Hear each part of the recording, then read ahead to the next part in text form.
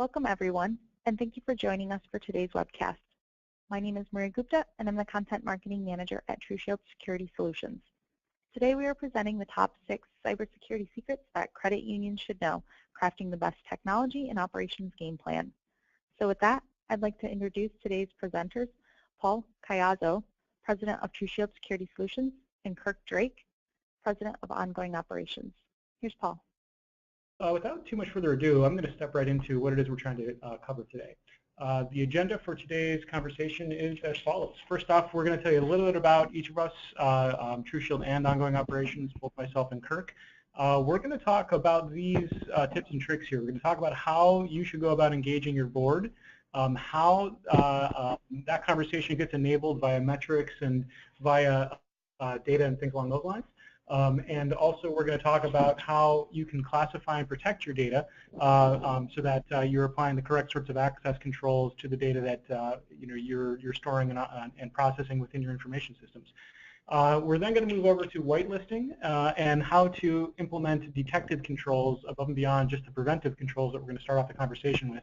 And then we're going to close it out with some question and answer. So that's what we're going to be speaking through today. I'm Paul, and you can reach out to me at any of the contact information that's listed here. I'm pretty active on LinkedIn, as well as TruShield's pretty active with publishing things like threat research and advisories and alerts and things along those lines. So if you have an interest in cybersecurity, either at kind of a very high level, or if you're really interested in a kind of a very granular level about what specific threat actors are doing against the credit union industry, you can follow us on LinkedIn and learn some information about that. I've got about 15, probably closer to 20 years of cybersecurity experience. A lot of that is with strategic consulting around how to help CISOs and CIOs really put together strategies that enable them to kind of stay ahead of the curve with respect to cybersecurity. Not always an easy thing to do, as I think everybody that's listening today would probably agree, and I think that's where we have the most ability to help. In addition to that, the other stuff that TruShield does and does very well is managed security services, and that's really our flagship service. We're based here in Washington, D.C. We've been in business for about 8 years, and our primary platform is a continuous security monitoring platform where we can do real-time threat monitoring and alerting to our clients. We also do other kind of traditional cybersecurity professional services like pen testing and vulnerability assessments. So when you look at your NCUA requirements around those sorts of controls, just know that you have a provider in TruShield for that. And I am, of course, joined by my partner, Kirk Drake. So Kirk, please go ahead and introduce yourself. Sure. Thanks, Paul. So welcome, everybody. So I'm Kirk Drake, President, CEO of Ongoing Operations. Prior to starting Ongoing Operations about 10 years ago, I was the CTO of NIH Federal Credit Union. Also spent some time at Fiserv and another credit union in the DC area. So a lot of experience. I like to say I sort of grew up with the NCUA. I remember training some of the early examiners on how to do IT exams, IT security exams, and putting in the first internet connections, firewalls, spam filtering, etc. throughout the years as they've sort of escalated and done that. And I think my main message in all of this is, I think over 20 years as the industry has put this out, we've put all the security tools in place. We've had a very ad hoc, reactive approach, and it's kind of like when you have you start off with a 2-bedroom, 1-bath house, and you expand it to a 3-bedroom, 2-bath, and then you add on a second garage, and then you add on a 3rd bathroom and expand the kitchen, and the next thing you know, you're walking through the kitchen to get to the bathroom, which is next to the garage. It doesn't make any sense anymore. And so I think a lot of the architecture of the security environments wouldn't be designed the way they are today if you were to start from scratch and build a more holistic security platform. And we're super excited about our partnership with TruShield, where we're able to take both the architecture things that OGO is able to do to make the information flow and the correlation into the both compliance requirements as well as true security, which I think is a key part, right? Just because you're compliant doesn't mean you're secure, and tie that into TruShield's 24/7 monitoring event correlation piece and be able to put that together. So Ongoing Operations works with about 150 credit unions around the country. We're owned by a bunch of credit unions as well as PSU, Co-op, and FSCC. And we really focus on helping credit unions spend a lot more time on their member-facing technology and brand by helping them with their security, telecom, IT infrastructure, disaster recovery. our services run the gamut from 100% cloud hosting all the way through to individual product lines of hosted email, CISO as a service, managed telecom, managed desktop, those types of things. All designed with the same high-level platform, high-level toolkit, so that a $100 million credit union or a $50 million credit union or a $500 million credit union can get the same enterprise platform and tools as a $6 billion credit union. And it's shared and utilized across that, but done in a more holistic, long-term, sustainable fashion. So with that, I'll hand it back to you, Paul. Thanks, Kirk. So again, we're going to be talking through tips and tricks on how to really establish an operational foundation within your credit union for, how to approach cybersecurity at kind of from the high level all the way down to some very specific technical controls. And one of the things that we hear quite often is that it can be difficult for a VP of IT or a CIO to really engage with the board. And that's really the first thing we're going to talk about, is engaging the board. So Kirk? Sure. Yeah. So, and this is an area where I've spent quite a bit of time in the industry. I think I started working with boards on this issue literally 15 or 20 years ago. And it's really essential that you communicate the right amount of information, but not too much, and that but you tie it into the overall strategy as well. So we really want to make sure you're looking at the communication buy-in, making sure they understand why it's important. And I think a key point in this is, again, back to, you want to be compliant, because that's certainly the cost of doing business and what the NCUA is looking for. But all of us, I think, in the industry are much more focused on, it's not good enough to be compliant. What we're really after is making sure that we're secure, and that our boards and our management teams and our CEOs understand what it takes to be secure and how to work within that environment. But it's also important to make sure that we're not gumming up the business, right? That at the end of the day, we're a credit union. We're here to serve our members. We're here to provide those services. And you can to be the most secure, you would just disable online banking, internet access, all the rest of those things, but then you wouldn't really have a credit union anymore either. So there's a fine line between how do you make sure you're able to operate, adjust to the appropriate risk levels, and manage that over time. Of course, budget is driven from the top, so we think it's pretty important over time to be able to create some benchmarks and tie this back for the board and the management team to understand how you're choosing to spend money on cybersecurity compared to other things within that event. So, how you're spending on IT security versus disaster recovery versus member-facing technology versus marketing technology and automation, all sorts of different categories. And it's really important for them to keep those things in relevant perspective. One of the things I did that worked well for me when I was the CTO of NIH Credit Union was to talk about things as a cost per member, right? Not to go in and say, we need to put in this advanced DLP solution for $35,000 or whatever it is, right? But to say, it's going to cost $1 per member to do that. And when you put it in those terms, it's much easier for them to go, geez, $1 per member to make sure that the member's data isn't stolen. That's not a bad trade-off, right? And so being able to drive that budget and drive that prioritization was really essential. Lack of clarity, that is definitely one that I think is really key. It's important to establish a set of metrics and strategic plan related to cybersecurity, and to articulate progress on it as it goes. And it's important to remember, these guys spend 15 minutes on it once a month, so you always kind of have to remind them what the plan was, where you were going, why you're doing the things you're doing, and always make sure you're repeating that message over and over and over again, because unlike those of us in the industry who spend 50, 60, 70 hours a week on this consistently day in, day out, they spend 15 minutes on it once a month. And if they aren't tied back into that story and that timeline, it's really hard for them to correlate those things and remember why it's important over time. Of course, I think the last couple pieces really are around making sure that it's more than just the technology, right? So it can't be cool cybersecurity things that haven't been invented yet. It needs to be things that are relevant and in the member's perspective, right? So a couple of things I always like to think of is, the legal scared version, which is, you're sitting in a courtroom trying to defend whatever decision you've made in the past, and you have to answer the sentence, well, Your Honor, we chose this path because, X. And if you don't have a pretty good answer there that you would feel comfortable explaining in front of a courtroom, you're probably not going down the right direction there. And on the other side of that, it's the CEO having to explain to a member, or a board member having to explain to a member why a decision was made.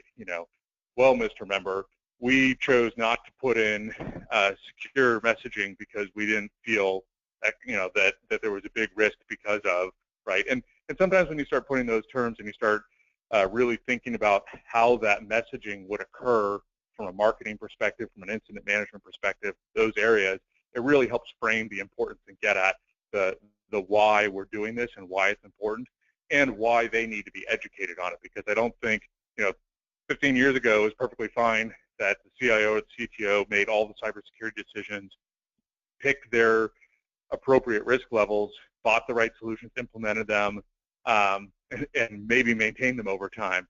But I think these days, there's a higher level of sophistication and expectation that your board, your technology committees, your VPs of risk, et cetera, are much more dynamic in their understanding of these things and have to be much more informed of those. And the reality is, the more informed they are and the more on the same page with the direction and the risk profile and all those, the solutions you're putting in place and those pieces, the easier it is going to be to stick on that strategy and deliver a successful solution and make sure that you're secure over time. So with that, Paul. Yeah, and I completely agree with all of that. I think one of the key aspects of really engaging your board correctly is enabling the conversation with the right data to back up all those things that you just talked about, Kirk. And I think one of the most interesting things that you brought to the table there was trying to drill down to a cost per member. In order to really do that, to get granular quantitative data like that, you've really got to be good at tracking metrics. And that's really secret number 2, is how you go about establishing those metrics that will enable that conversation so that when you're speaking to the board, you can speak from a position of knowledge about how secure the environment is and what the security posture of the environment is at that specific point in time. We don't think that you should be necessarily speaking in bits and bytes to your board, because a lot of that stuff is just going to result in kind of glossy eyes and not necessarily really going to land the way you'd like it to. But this stuff for a technology leader is certainly important to be tracking. And so I thought about, from our clients' experience, what are those metrics which are most useful to really know how well you're doing very granularly, so that you can have that conversation up to the board, because each of these metrics that we're describing here they're going to identify your maturity level within one or another specific area of your cybersecurity program. And just having some insight into this is really going to help you establish that foundation. So let's drill into a couple of these here. So first off, vulnerabilities. Every environment has vulnerabilities. And I think what this will do, if you're able to track very granularly the number of vulnerabilities, the severity of those vulnerabilities, and then the age of the vulnerabilities, that's going to help you understand how well you're doing just what I call the blocking and tackling of cybersecurity. That's just the daily grind, the stuff that you've got to do to keep your systems up to date and secure. That's usually going to identify things like resource shortfalls if you're not doing terribly well at it, or it might identify opportunities for automation if you find that you're simply just falling behind and really just don't have the personnel bandwidth to be able to solve the problem. So that is an area where, by tracking that information granularly, you can pivot and say to the board, based upon what we're observing because of these last 90 days or 180 days of metrics tracking and trend lines, we're kind of stagnating at vulnerabilities, which means we're not really moving the needle all that much. Yeah, we might be keeping up, or worse, we might be falling behind, but we're certainly not getting better. And that's the ultimate goal, is that you want to be getting better over time. In order to do that, you've either got to get more efficient, or you've got to get better tools, or some other factor has to come into play. And so that's why it's super important to track that. Your vulnerability scanning tools can certainly do that today, depending on how you have them configured and what sort of reports you're getting out of them. If you use a third-party provider, you should be asking them to provide you things like trend lines. And again, you can use that information to pivot that conversation back up to the board, simply to communicate to them what the overall security posture is and how well we're doing at the basics. Once you get past the basics, you want to start looking at some other things. Mean time to remediate, I think, is a useful one. It's very similarly, or it's at least closely linked to the vulnerabilities in their age. How long has it taken us to fix problems? Now, remediation might not necessarily be focused exclusively on vulnerabilities, though. It might also be incidents. If you had a security incident, how long does it take you to close that? Or if you had a service outage, how long does it take you to fix that? And all those sorts of things are, again, going to be emblematic of kind of how mature your technology operation is and where your resource allocations are good or perhaps not so good. And again, that's going to help you center the conversation with the board so that they can understand a little bit better, how that DLP system, for instance, might impact not just the bottom line, but the bottom line of security as well and how well we're doing. The next one there, dwell time, is a term that I think is becoming more well known, but if you're not familiar with it, I'll just quickly describe it. So dwell time is the amount of time an indicator of compromise might appear in your SIM or your IDS or some other security detection tool before someone actually notices it. And that's a really important metric to track because the longer an IOC, or again an indicator of compromise, is out there that you don't know about, the higher the likelihood is of an actual compromise. And high security organizations and kind of very mature organizations really they focus on that one very, very closely because the more they can draw that down, the shorter the window of opportunity is after the bad guy. And some of the statistics around incident detection and things like that are really kind of frightening in this regard. And so pulling that down as much as possible will right off the bat make it so that you're just having a focus on it will enable you to have a better handle on the problem of how quickly can we detect security incidents in our environment. And then what it'll also do, if you're tracking that closely, is identify where you have visibility gaps. Because as you're going through the process of setting up, tracking that metric, you're going to have to look at your different tools in your security ecosystem, and then first off determine if they're configured right, which a lot of times you're going to find that they're not. And then secondly, figure out a way to integrate those into either one single dashboard or some mechanism that you can use to track that metric kind of singularly. That's an important one to track. So if you're not doing that now, think about how you might implement that in your environment. The last one there, incident tracking. So this, of course, relies upon the fact that you've been able to identify an incident. And if you're not quite there yet, then just simply having a focus on incident tracking is going to hopefully move the needle on your ability to detect an incident. But then, of course, you want to determine how long it takes you to respond to an incident, how well did you actually do during the remediation component of it? Was your incident management policy or your incident response plan executed well? Again, all that sort of stuff is really indicative of a security organization's maturity level. Putting all that stuff together can be a little challenging, and what it really requires is a good technical architecture. There are many different security tools. If you look at your own environment, you probably have a dozen different security vendors. Your firewall is probably a different brand from your IDS, for instance. Perhaps you have those singularly located, but one or another, you have probably a lot of vendor fragmentation in your environment, and trying to pull all that information together can be challenging. There are obviously some tools out there that can do it, but in my experience, many of the credit unions that we're talking to don't yet have that fully meshed internal security fabric, and that is to their ultimate detriment. So I think just having a focus on being able to track these metrics will maybe shift your attention a little bit more from the kind of day-to-day grind stuff to the strategic level where you're thinking about how do we piece these things together in a manner that's going to enable me to then go have that conversation to my board and say, here's where we're doing very well, but here's where we're weak and we need to invest some more. And it's important to be able to have that that communication come very crisply. And if it's supported by metrics and supported by data, it can be very, very hard for your board to argue with you. And I think that's ultimately where you want to find yourself. Okay, so secret number 3, classify your data. Kirk, you want to tackle this one? Yeah, absolutely. So I think this ties directly into those metrics too. So I think everything Paul said are great metrics for helping you figure out where to spend that cyber dollar, how to do it, how to pay attention so that you're building a system that can detect, respond, react, deal with all those various threats.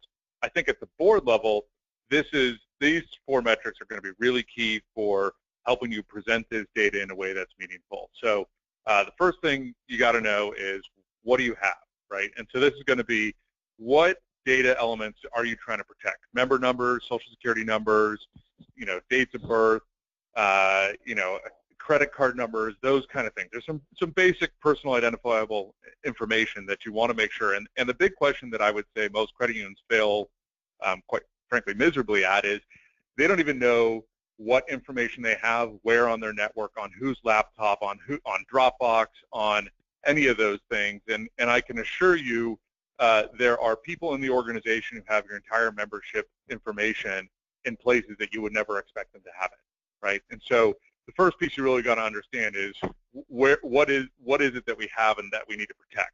Second question you have to answer is where is it? So is it on Dropbox? Is it on so-and-so's laptop? Is it on some consultant's drive that we, that we sent out? Where is all this information? Because if you don't know what it is and you don't know where it is, you're going to have a really hard time measuring the risk and measuring your success of successfully lowering that risk over time. The third piece, of course, is who has access to it, right? So everybody has access controls. We all use Active Directory. We all have core systems that lock that down. But when you're talking the average credit union that has 50 or 60 or even a couple hundred servers, and you have a couple hundred employees, you can do the math and look at the probability of that and figure out that where the data is located and who has access to it is pretty disparate, and it's really hard for us to figure that out today without some easy tools. And the fourth piece is what's the data value. This one is actually not all that important in terms of what number you plug in. You could say it's $100 per credit card transaction or credit card number if we got breached. It's $1,000 per Social Security number. Who really knows, right? There's some good industry data that says it's about $200 a record to recover from a breach, but I don't know that it's all that important what the number is as long as you've assigned a number to it. And I could see a lot of credit unions spending time arguing about, is it 100, is it 200, is it 500, is it 10? And all that really the importance is that once you identified what the information is, who has access to it, and where it is, once you put a number on it, now you can prioritize among that information. So if you say, we're not comfortable making a judgment of whether a Social Security number is worth more than a credit card number, we're just going to put them all at $100. You're then going to obviously find on your network where you have the vast majority of data that correlates to those numbers and be able to focus on, and who has access to it and be able to focus on reducing access to it. Because at the end of the day, you can go to the next slide. At the end of the day, what you really want to do is have this layered defense across your environment and then have the least amount of data accessible for the least number of vulnerabilities and attack vectors, right? Because the reality is that they want to hack you, they probably are going to find some way in. You need to be able to figure out when it occurs and minimize the potential impact out of the gate. So when you start looking at that, what data is at risk or in this category, if you know that you've got a certain number of credit cards, a certain number of Social Security numbers out there, a certain number of driver's license information, and then you're able to say who has access to it and tie that into how the attackers get the data. So this vulnerability feed that Paul was talking about on the slide before is really key because, again, if you know what the data is, where it's located, on what systems, now you apply your vulnerability vectors to that, and you're starting to build a pretty cool pivot table that allows you to say, all right, this piece of data on this machine with this person with this attack vector, and you can prioritize so that you can either remove the attack vectors, remove the accessibility of it, or remove the data in that equation. And all of those are going to impact the how much will it cost to remediate piece. And you can put a number on that and begin using that as a balanced scorecard metric or something to engage the board on a conversation on a regular basis that says, here's how much our potential risk is related to all the data we have that we care about, who has access to it, where it's located, and what the vulnerabilities are. And then you can show a trend line of how you're improving that. Now, don't think for a second that because you put a number on it and maybe it's $700,000 on day one and it's $300,000 at the end of week 2, but the reality is the vulnerabilities are always changing, the access levels are always changing, the data is always changing. So this number is going to be a constantly moving target, and what this really helps you do is be able to focus in on the high value targets in your environment and where that information is. So the tip here is, A, this is a great structure for being able to prioritize and classify where your biggest risks are. The next piece of it is ongoing operations. TruShield have some great tools that do this automatically for you, that scan your network, find the information, figure out who has access to it, and report back so that you can very quickly see this and use this as a ongoing process to drive through that. So with that, I'll turn it over to Paul on the next topic. Yeah, and so really to back all that up, so essentially we've talked about how you classify your data, where it is, who has access to it, how much that data is worth. Now it's really about protecting it. What do we do to ensure that the correct people do have access to it, and we are applying the correct amount or level of security controls over that data? Obviously, there's going to be different layers or levels of security that might be required for information that's extremely sensitive versus information that's perhaps not sensitive at all. And that whole action of performing that data classification effort is really designed to help you identify what those different levels should be. But at the end of the day, there are a couple of security concepts that I think are really important to understand thoroughly as you're thinking about data security. And those two security concepts, and I drill into the conceptual side of this because it's important. If you understand these and how these apply to your technical control architecture, the rest of the stuff just all falls into place.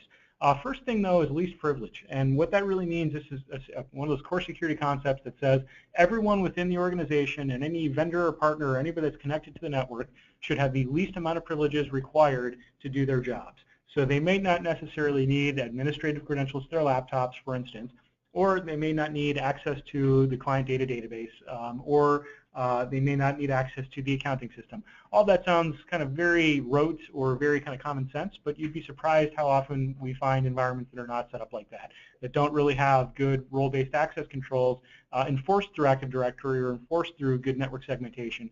And that least privilege is really important because while you always hope for people to act in a professional and ethical manner, there's always the opportunity for someone to abuse privileges. And so if you're not setting those privileges with that in mind, then you can find yourself at the wrong end of that equation, and obviously not a place where you want to be. So that's a concept which I want you to think about as you look at your environment and you look at how you're securing your data. Think about least privilege. The next is obviously need to know. If there's not a need for an organizational member to see into client or member information, it really shouldn't be there. Similarly, your IT administrators may have a need to operate in an administrative capacity over, for instance, a database server, but it may not actually, they may not need to use the internet for certain things using that same administrative level of security context. So what I really mean by that is if you have, let's say, an IT administrator operating a database upgrade, for instance, the account that administrator is using probably should not have access to things like social media networks. Because a compromise that came through one of those channels or one of those attack vectors would then operate in the context of that user, which means that any sort of administrative capability that user had, once they're compromised, that bad guy has as well. So try to keep that stuff locked down as much as possible. Again, it sounds common sense to a lot of you, but again, I see environments where while people nod their heads and say, yeah, that makes sense, it's not really backed up with the technical controls. And there are many different actual technical controls that you can use to back this up. I'm going to talk about a couple here. So first off is network-based access controls. And these are really just the most common ones that you always see in effectively every environment. If you're in an environment that doesn't have a firewall, then we probably need to have a more urgent conversation around that. But your network-based access control, the thing on your network edge is that firewall, and that should be configured to allow the least amount of traffic that you require to do your job. So that's the least privilege. And then the need to know should really make it so that it's only accessible to those individuals that you either already trust and know via something like whitelisting, which we'll talk about a little bit later, or they're locked down via specific ports or protocols that simply need to be accessed in order to allow things like core service communications or some sort of third-party vendor, things like that. So that's, I think, a fairly well understood concept as it applies to the perimeter of the network. But when you start looking at the internal network, I think what I see a lot of organizations, the mistake they make is that they've got pretty good perimeter security, but once it gets inside the organization, it kind of all falls apart. And I liken that to the cookie with the crunchy exterior but the really chewy interior. And so if you have a very flat network inside your organization and you've got, for instance, your tellers on the same effective network segment or VLAN as perhaps your server environment, that's an issue that you probably should seek to solve through VLANing or through some sort of perhaps even physical segmentation of networking. And it doesn't just apply to your teller environment. I think most organizations probably have that fairly well segmented. But think about your general user space. I see a lot of organizations where marketing sits on the same VLAN as accounting. And I think that's a concern because, again, a marketing organization may need to interact with social media and other kind of high-risk sort of activities that, for instance, again, your accounting department probably doesn't need to do. And the way to effectuate that at a technical level so that it's not really possible to kind of work around those controls is by establishing those trust zones. And so really what we're talking about there is different parts of the organization have responsibilities that require different levels of trust, and the network should really be set up to reflect that level of trust or that trust hierarchy. It's an important concept. It's one of those things that works really well in the containment stage of kind of the incident lifecycle, and if you've done a good job of setting up network trust zones and have good network segmentations, perhaps a malware outbreak is going to have a much harder time fanning out and impacting your entire environment. It's also one of those controls that's really good at helping to kind of stop the bleeding when it comes time to get hit by that ransomware attack, which you guys are all probably dealing with out there. So it's something to think about. On the other side of it, from network-based controls, you have identity-based controls. And again, these are, I'm sure, very well known to the people in the audience today. But a lot of times they're not implemented correctly, or they're not implemented with really security in mind, but more so convenience. So obviously, username and password is going to be the most common identity-based access control. You want to have, obviously, strong passwords with special characters. They need to be long, they need to be complex, they need to change regularly. I would think at least every 90 days, preferably shorter than that, and especially for administrative accounts, need to change probably every 30 days. The other thing that we would recommend for administrator accounts is multi-factor authentication. If you're an individual that operates with admin level privileges, there should be some extra step that you've got to do to verify who you are and that you're authorized to take the action that you're trying to take. If you are looking at multi-factor within your organization today, there are some pretty cool technologies out there that can make it pretty simple for you, that integrate well with Active Directory and integrate well with perhaps your VPN clients and things like that.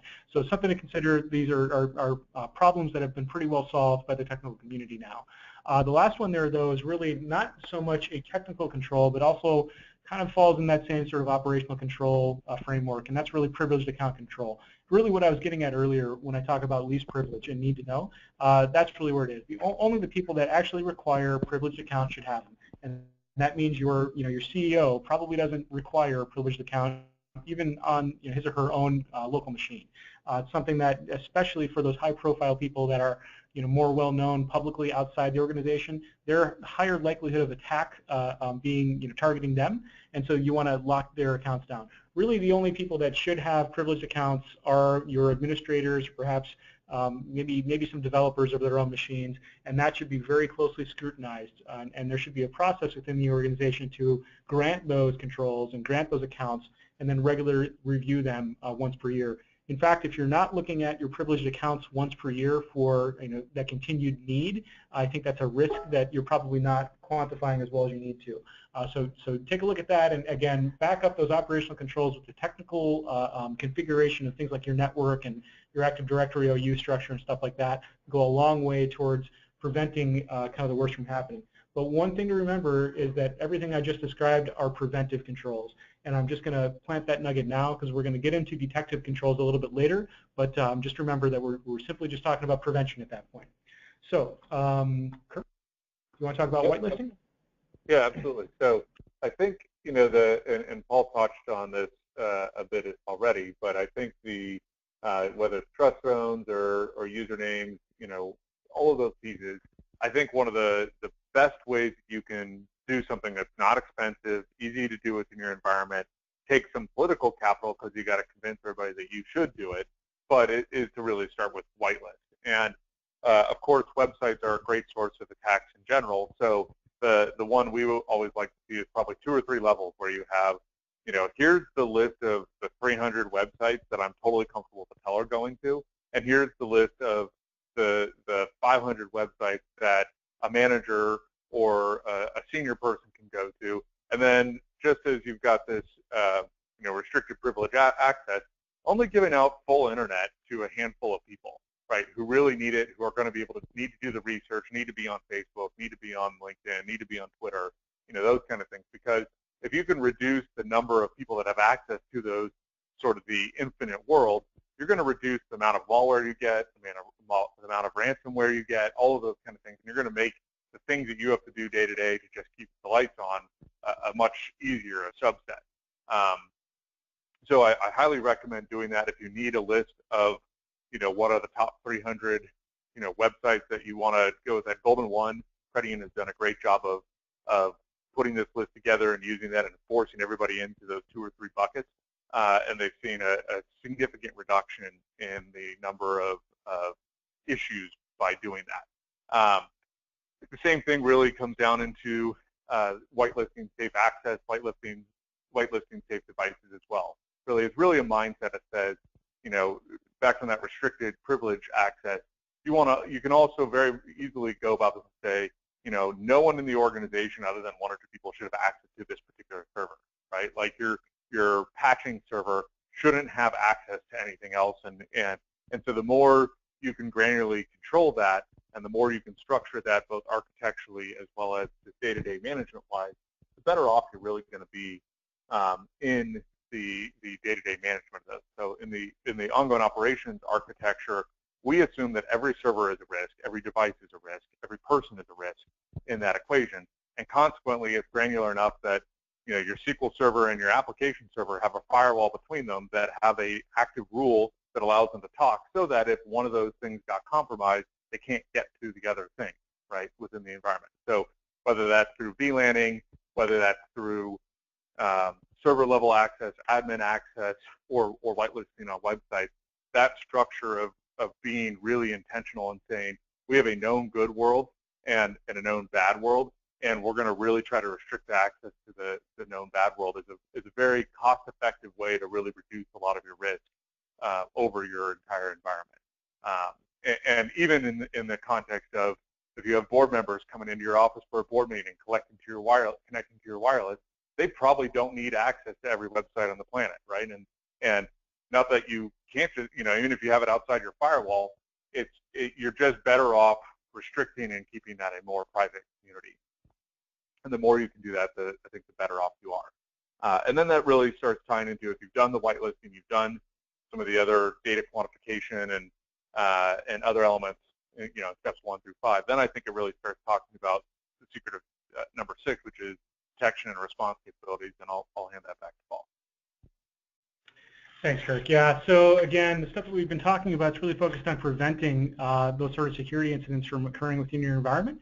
But the problem with that is that focusing exclusively on prevention controls and preventive controls, really effectively, you're making a statement that says we hope we're perfect. We hope that we can stop 100% of security incidents from coming into the environment, and that's unfortunately just simply impossible. You have to have some focus on the detection and response capabilities as well. And in fact, I think the statistic that I read is that historically the industry has seen about 67% of spend on prevention, with the remainder spent on things like detection and response.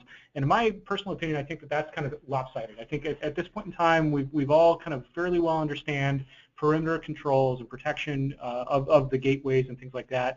But I think that there's a long way to go towards improving detection capabilities within an organization's environment. And some of I think the real tough challenges that we're trying to solve are these. That first off, you've got tons of data that's siloed. You might have your firewall data that you're actually able to monitor your logs in, but you're probably not correlating that against things like your IIS or Apache logs. And you're probably also not correlating that against things like endpoint logs. And so that siloed data and the inability to mash them together really contributes to this problem where it's really hard to detect security incidents within your environment. That's a real issue because when you're talking about a security incident, truly time is of the essence. Cisco recently released a study that said that within the first 6 hours of a compromise, 60% of your data has been stolen. And the flip side of that is it takes on average about 210 days to realize or to identify that you've had a data breach. So if it only takes the bad guys a couple of hours to start stealing data from you, and it then takes you several months to learn that that has happened, then, again, that's going to wind up being a major data breach and probably an issue for your member community that you're going to have to solve. Probably at that point gets up to the board. Not something that you want to find yourself, a message that you want to find yourself delivering. So how do we solve that problem? There's a couple ways that you can. First off, I'd always recommend that organizations consider a SIM. SIM is Security Information Event Management. Really, that's designed to break down that siloed data barrier that I talked about in the last one. So a tool that you can use to pull this information into a single repository that you can then start doing correlation on and start doing really more advanced analytics against. And that's, I think, at the end goal, or at least a maturity state that every credit union should be seeking to achieve. Whether or not you aim to do this, internally with your own resources, or whether or not you outsource it to an organization, like TruShield and ongoing operations, that's obviously going to be, your decision to make. I think there are some great business cases as to why you might seek to outsource that versus try to do it internally. But one way or another, it's almost not even optional at this point. In order for you to really be able to meet your NCUA requirements around log management and monitoring, you have to have a tool like this that does it. And I think it really is just a matter of choosing either which SIM or which provider is going to help you solve that problem. The other thing that I'll leave you with on this one is that you must be looking at this from a 24/7 sort of capability. The reason for that is, the bad guys are not operating on your 9-to-5 schedule, and you have to have some sort of ability to be watching those logs overnight. There are many situations that we've witnessed over the last 18-24 months where major organizations that had a good SIM still had major data breaches that they didn't notice because there weren't really people watching the logs. And so this is not just one of those set and forget sort of security controls. It's something that's got to be nurtured and maintained and updated and continuously monitored.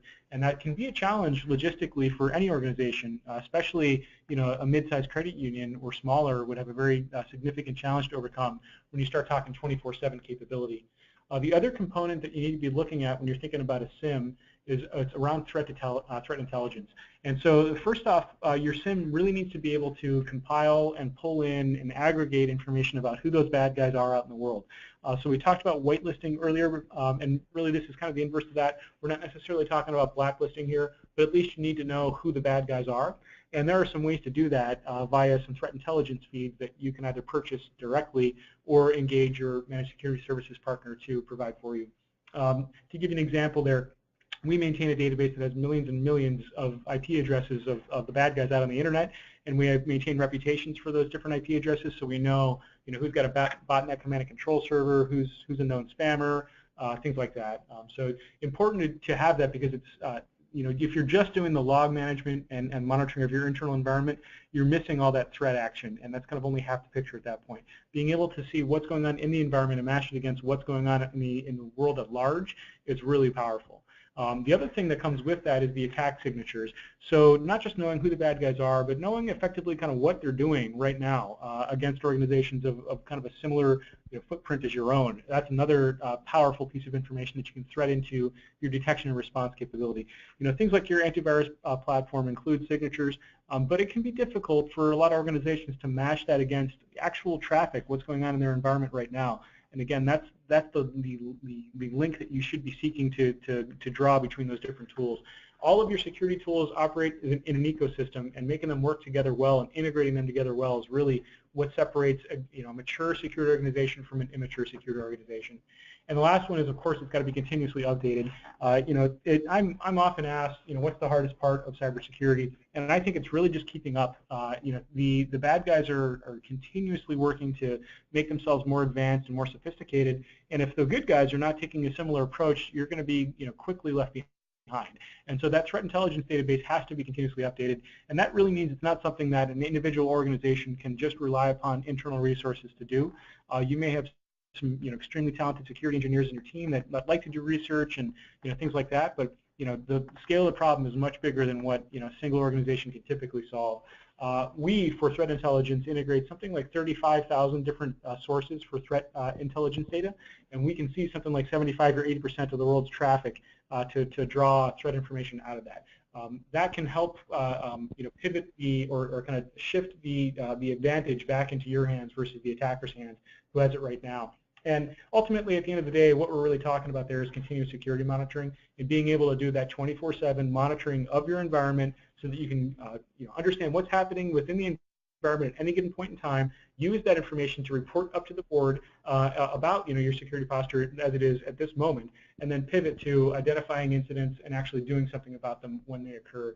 The unfortunate part, and I think Kirk very rightly said it earlier, you have to expect that there's a compromise that's either right around the corner or has already happened, and so every device in your environment has some level of risk associated to it. So you have to be accounting for that. You have to be able to detect the worst when it happens, because again, that window of opportunity between that initial data breach and the amount of time data is starting to leave your environment is very narrow. And if you can do something about it quickly, contain and eradicate right then and there, then you're going to, you might have a simple malware outbreak and you stop it there before it becomes a data breach. But if it does become a data breach, you then have to know what to do next, and that's where that response capability has got to be developed as well. So we talked about detection, but really response is kind of where the rubber meets the road. What do you do once you have detected that there is an incident? Obviously, first off, you need to recover and restore. I think the really even kind of step zero here is you've got to identify the scope of the compromise or the scope of the incident so that you can know what to recover and what to restore. What data was taken, if any, or what systems were disrupted, or what website was defaced, or what have you, any myriad number of security incidents that could take place, and then work to recover operations and restore any data that may have been damaged. The obvious next step, though, is you've got to eradicate the threat. This can be a very challenging thing for an organization that doesn't have a high pedigree of incident response capabilities. It's a specialized skill set, requires specialized tools to be able to do things like forensic imaging and to be able to really drill down to threat eradication. You've got to have very kind of granular knowledge of things like malicious processes and perhaps registry keys that might be changed so that you can identify across your entire organization what the scope of that problem was, so that you can go to each individual machine impacted and fix it. Again, it can be a challenging problem to solve, especially if you don't have that enterprise level visibility yet. So it's definitely a solvable problem, though. But it requires thinking about it, now, and then taking some urgent action if you don't have this sort of capabilities. The last aspect of that is incident reporting and handling. So let's say you have a data breach that impacts your member base. Your incident response plan very well should have some sort of process that you must follow to get that information out to your members. Obviously, that's also going to go up to the board at that point as well. So you have to have that well thought out and kind of well documented. The other thing is not just documenting this, but actually practicing it. I think a lot of organizations, they'll write the incident response plans, but then they just kind of shelve them. And then when the worst does happen, they find that incident response plan really wasn't all that great and had some obvious gaps that they could have worked around had they tested it. So that's another aspect of it that I would highly recommend you guys are thinking about as you think about this whole ecosystem of security. At the end of the day, though, all of this stuff really does facilitate that first tip that we started off with, which is engaging your board. If you're able to do even half of the things that we described during this webinar and be able to deliver that message up to the board, you're going to be giving them the information that they need to make the strategic decisions that will hopefully support your initiatives. If you're able to deliver that message crisply and with the correct metrics, it's going to make it a lot easier for them to justify the expenses to protect themselves. And especially if you can distill it all the way down to cost per member, I think that's a very meaningful and great way to resonate with your board. So with that said, I think that's the end of the content that we have today. Wondering, do we have any questions? Maria? Yeah, thank you, Paul and Kirk. We'll go ahead and take some time now for questions. Just a reminder, please be sure to type your questions into the question box in your go-to webinar control panel. And it does look like we have a few questions. So the first one is, are there any best practices for establishing network trust zones specific for a credit union? Okay, I think actually we might be able to both tackle this one. So yeah, network trust zones, I look at this problem as I know the question was specific to credit unions, but in reality, data processing is similar from a credit union to a commercial bank or to perhaps other organizations that have a similar sort of financial focus or client data focus. I would always recommend you structure your network around the different functional units within the organization.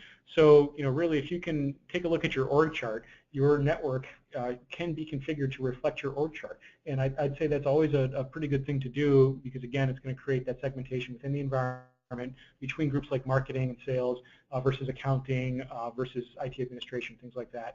It's one place I would recommend you start. Take a look at the org chart and take a look at your network trust zones and segments based upon that.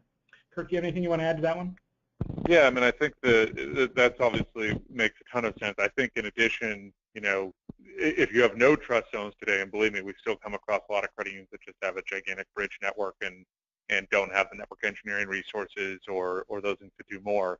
So if that's your case and you just want to take one step forward, I would say, certainly isolate your branches from the rest of the world, your voice from your data, your server environment from your employee environment and end up with 3 or 4 that get you going in that direction. Because of course, if you've got a couple hundred employees and you're trying to have multiple trust zones in that starts getting a lot more complicated, and it's going to require a lot more network engineering skills. And so being able to break it down into the 3 or 4 or 5 probably gets you a good portion of the way there, and greatly minimizes the risk without having to go do the full piece of that in there. And that's certainly, if you haven't ever gone from a bridged environment to a routed environment, much less a multiple VLAN environment, those are each significant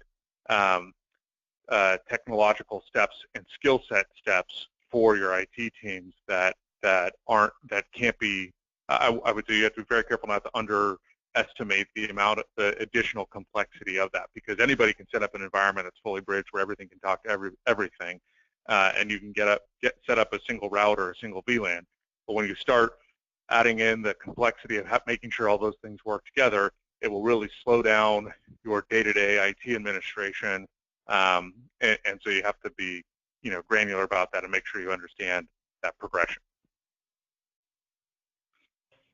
Great, thank you. And we do have one other question. As a small credit union, isn't security monitoring something more for a larger bank or financial institution? Okay, yeah, I hear that one pretty frequently, and I like to call this the "we're not a target" misconception. Smaller organizations, especially at the board level, they tend to look at their own security as kind of a reflection of their size, and I think that's it's a misconception. Just because you're a smaller organization doesn't necessarily mean your risks are proportionately any smaller than a larger organization is. And in fact, they may even be larger, because if there was a data breach that affected a relatively smaller organization, the cost to contain and eradicate that could be, it could be an insurmountable challenge to a smaller organization. So it really, in order to protect that sort of organization well, you have to be able to do that detection and response capability. So I would say no, you shouldn't be looking at 24/7 monitoring or detection capability is something which is only applicable to larger organizations, because just think about in the context of your own environment. Were you to have a data breach, what does that look like for you? Is that something which is an existential threat to the credit union, or is it something that you guys would be able to handle? So if you're not able to detect those sort of incidents within your environment, just think about, again, that window of opportunity the bad guy has. More time they have access, the more damage they can do. And I would think that in a small organization, that should be a pretty significant risk to be accounting for. Kirk, do you have anything you want to add to that? Yeah, I like to think of this in the context of other risks that hit credit unions. So I look back in my career and I look at when share draft or checking account risk was fairly minimal in the 90s, and then Bank of America, Wells Fargo implemented some pretty rigorous automated check authentication, signature validation tools within the check itself. And what that did was it removed a huge portion of the fraud at the large banks, and it immediately pushed it downstream to the credit unions, right? Same thing happens with wire fraud, with ACH fraud, over and over and over again. When the big banks detect a risk and they put in a systemic approach and toolkit to address it over time, the criminals don't just go away. They just start looking for easier targets. And if your credit union isn't putting the real-time threat detection, isn't building a toolkit that or aligning itself with vendors that bring that toolkit to your table, right? And to me, this is the argument of whether a credit union can actually be best at providing this for themselves versus aligning with a CUSO or a cybersecurity vendor that can bring these components all together, so you get the same toolkit as a $3 or $4 or $5 billion credit union without having anywhere near that expense or sophistication, right? Because as these things go downstream, the cyber guys are just simply going to move to the next target, and I think you're gravely kidding yourself if you think the nation states out there, Iran, Russia, etc., aren't 100% aware and understanding of what banks and credit unions exist out there, the ease of access at the big levels, but also at the next levels, because you can even see it in this election cycle where they're not necessarily going after the high impact targets in the sense of the sophisticated State Department infrastructure. They're going after the secondary things that are much easier. And it's just not that hard to catch the guy who clicks on the wrong thing or if you look at the Clinton stuff, it's 100% of he forwarded the email to his administrator who told him it was a legitimate email from Gmail, right? And so that flow in that, the campaign group is a much smaller group than the State Department, but even so, that this idea that we can somehow protect ourselves, and we're not part of a community, we don't have to be part of the system, and that we're not threats because of that, is a very big misleading thing, and I think we really have to look at correlating those things over and over and over again, because the same patterns emerge every single time, where it goes from the big targets to the little targets, because people are just going to go where things are easiest. So yeah, that's always the case. Always the case that squeaky wheel is going to get the grease, and I see that over and over again, not just in this industry, but in other industries as well. So I think that's all the time that we had today, unless we had any more questions. No? No, it looks like we've covered all of our questions. Okay, great. Well, again, I'd like to thank the audience for attending today. I hope you found this to be informational. I'd like to thank Kirk and Ongoing Operations for being a great partner to TruShield, and I'd invite anybody out in the audience that if you did have follow-up questions for either Kirk or I, please feel free to reach out at either of the contact information that's listed there or at the contact information that we listed on our individual pages. So thanks again, everybody. Thank you. Thank you very much.